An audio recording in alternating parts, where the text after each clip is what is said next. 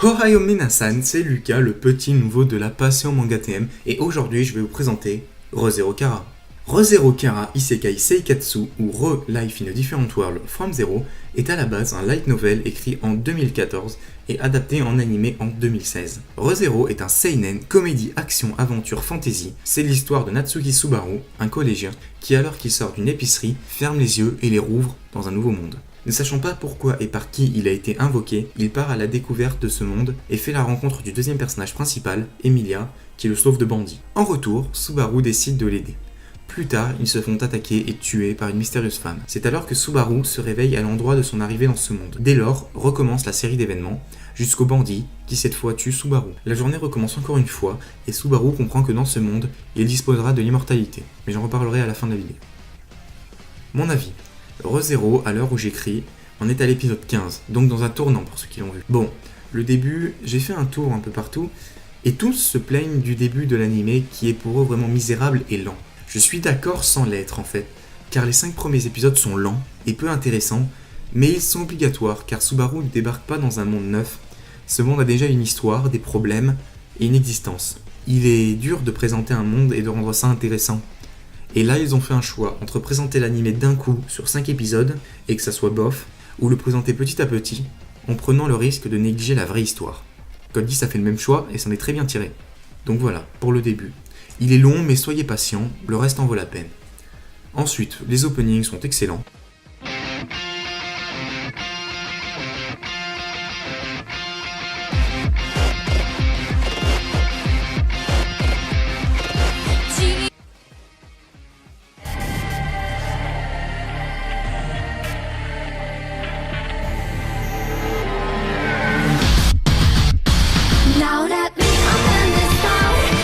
Mais c'est mon avis, les goûts, les couleurs.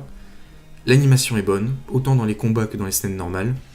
Mais là où cet animé se démarque, c'est dans l'atmosphère, avec des OST parfaitement bien utilisés, ce qui va créer dans les moments propices une atmosphère oppressante, qui est géniale, surtout dans les morts.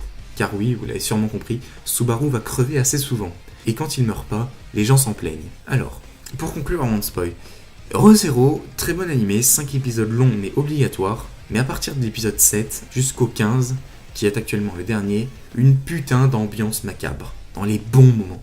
Et ça c'est cool.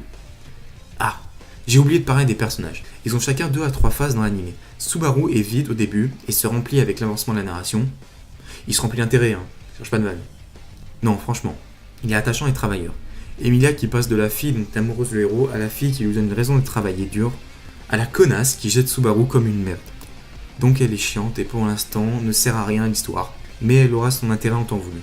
Je ne compte pas les jumelles dans le spoil car elles apparaissent relativement tôt et sont sur toutes les images de l'animé. Alors, Ram ou Ramu est une maid qui est sympathique au départ, puis on se rend compte qu'elle n'en a mais rien à foutre de Subaru. Juste elle obéit.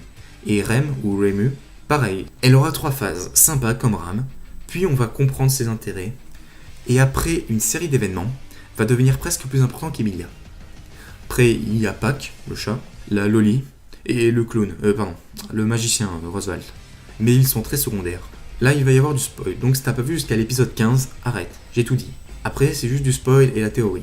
Sinon, tu peux rester et t'enfoncer un peu plus dans les enfers. L'épisode pose les bases de la psychologie dans laquelle va partir l'animé, avec Subaru qui se barre en couille dans les épisodes 12 et 13. J'ai vu des plaintes dans les commentaires là-dessus, alors que c'est fait exprès. Il passe de personnes simples et ne demandant rien à personne à la vie des fous. Mais tout cela est fait exprès. C'est un gars normal, si on peut appeler ça comme ça.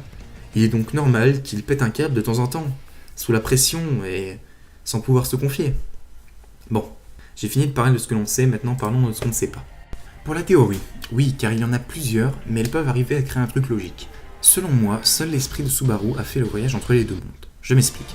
Dans l'épisode 1, Subaru est fatigué et ferme les yeux pour se réveiller dans l'autre monde. Il est possible que seul son esprit ait été invoqué. Par qui me direz-vous ? On verra cela plus tard. Mais cela pourrait lui procurer de l'immortalité, car il n'est pas vivant. C'est son esprit ou sa conscience qui a été invoqué et prend forme. Par qui ? J'y verrais bien la sorcière, même si je trouve ça gros avec Emilia, une demi-elfe aux cheveux argentés, même taille, même tête, même pointure que la sorcière. Je pense qu'il y aura quelque chose avec ça. C'est trop gros Subaru qui pue la sorcière.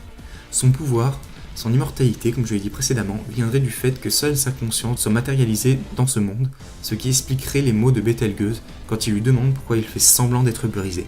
Car si son esprit se retrouve brisé, il ne pourrait pas garder forme ou utiliser son pouvoir. Il perdrait donc le contrôle. Le contrôle de quoi ? Eh bien de lui-même. Car après, par qui ? Pourquoi l'avoir invoqué ?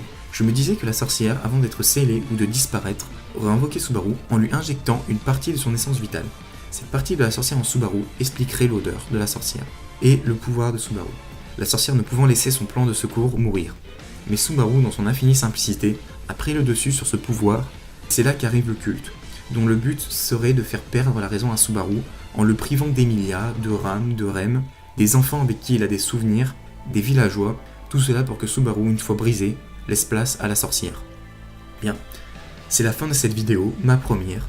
Alors n'hésitez pas à réfléchir sur ma théorie dans les commentaires, à la détruire et me dire ce qui ne vous a pas plu lors de la vidéo. J'en prendrai note et je corrigerai.